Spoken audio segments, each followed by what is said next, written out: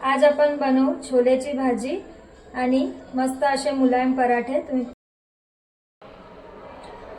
श्री स्वामी समर्थ, माझा स्वामी समर्थ चॅनल मध्ये तुमचे स्वागत आहे। कसे आहात मंडळी? मजेत? आज आपण बनवणार आहे मस्त असे बाफलेले छोले चण्यांची भाजी। तुम्ही बघू शकता मी मस्त असे बाफून घेतले आहे छोलेंना। याची भाजी आपण मस्त ग्रेव्ही करून बनवणार आहे छान अशी, आणि बिलकुल पण आपण रस्सा नाही करणार आहे। मस्त आपण भाजून त्याचं वाटण तयार करून आपण ग्रेव्ही बनवणार आहे। चला तर मंडळी आपण बघूया छोले चण्याची भाजी कशी बनवायची। तुम्ही त्याच्यासोबत मस्त असे पराठे पण बनवून खाऊ शकता। आणि आज आपण बनवणार आहे छोलेची भाजी ग्रेव्हीवाली आणि जीरा राईस। चला तर मंडळी आपण बघूया। तर पहिले आपण मस्त असे मोठे मोठे कांदे चिरून घ्यायचे आहे, कारण की आपल्याला मिक्सर मध्ये क्रॉसच करायचे आहे। तर आपण मोठे चिरले कांदे तरी चालतील। मस्त असे मोठे मोठे चिरून घेऊ आपण कांदे। तुम्ही बघू शकता मी मोठे मोठे कांदे कापून घेते आहे।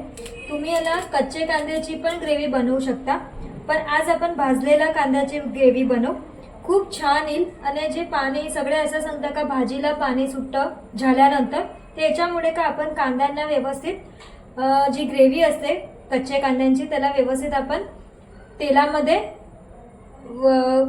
हे करू द्यायची असते, हलवायची। त्याला 5 ते 10 मिनिटं लागतात, पण आपण आज मस्त असं भाजून करू। तुम्ही इकडे बघा, खूप छान बनेली भाजी।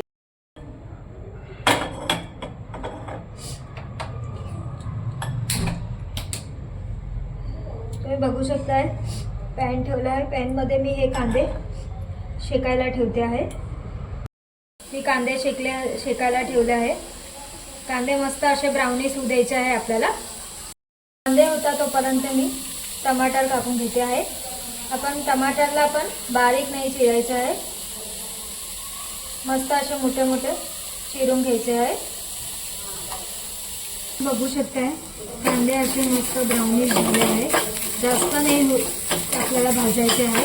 आता जे आपण टमाटर चॉप केले त्याला आपण 2 मिनिटांसाठी तेलामध्ये होऊ द्यायचं आहे।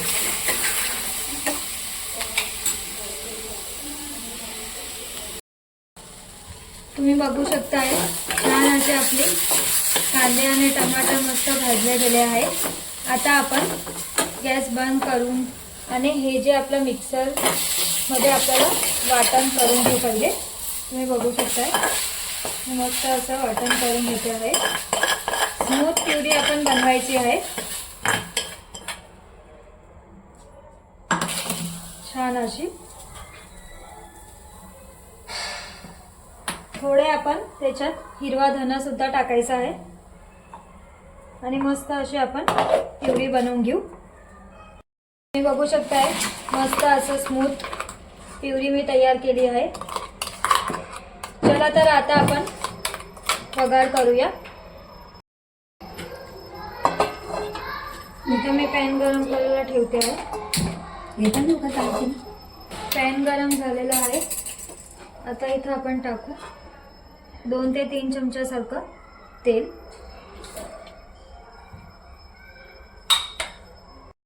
आपलं तेल गरम झालं आहे। आपण थोडी राई, थोडं जिरं,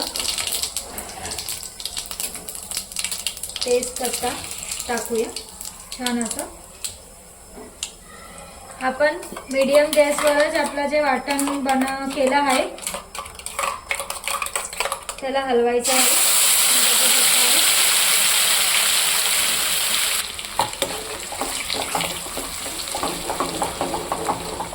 2 ते 3 मिनिटं आपण मसाल्याला हलवायचं आहे। छान ग्रेव्ही होईल आणि मस्त असं तेल सुटायला पाहिजे तोपर्यंत आपण ग्रेव्हीला हलवत राहायचं आहे।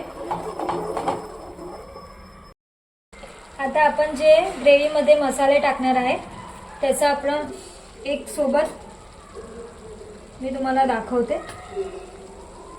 अर्धी चमची सारखं हळद,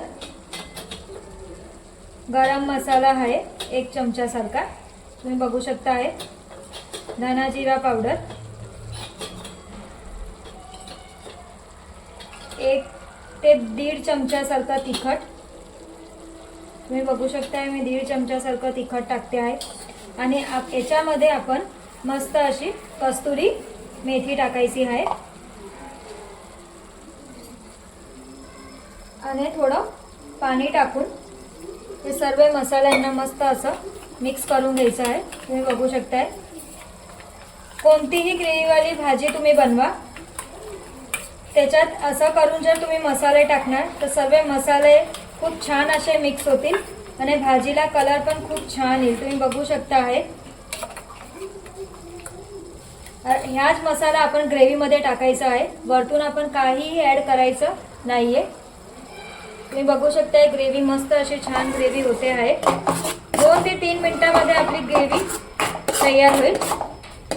तुम्ही बघू शकताय आपली ग्रेव्ही तयार झाली आहे. आता त्याच्यामध्ये जे आपण हे मसाल्यांचं मिश्रण बनवलं आहे ते आपण टाकून द्यायचं आहे. याच्याने ग्रेव्हीला खूप छान कलर येईल. बघू शकताय ग्रेव्हीला बिलकुल पण पाणी नाही सुटलं आहे. मस्त अशी ग्रेव्ही झाली आहे आपली. आता आपण जे छोले बाफले आहे ते टाकूया.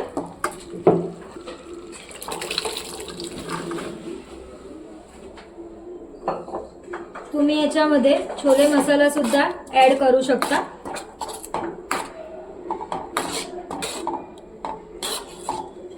मी इथं बाफताना पण मीठ टाकलं आहे, तर आपण भाजीमध्ये थोडंसंच मीठ घालायचं आहे.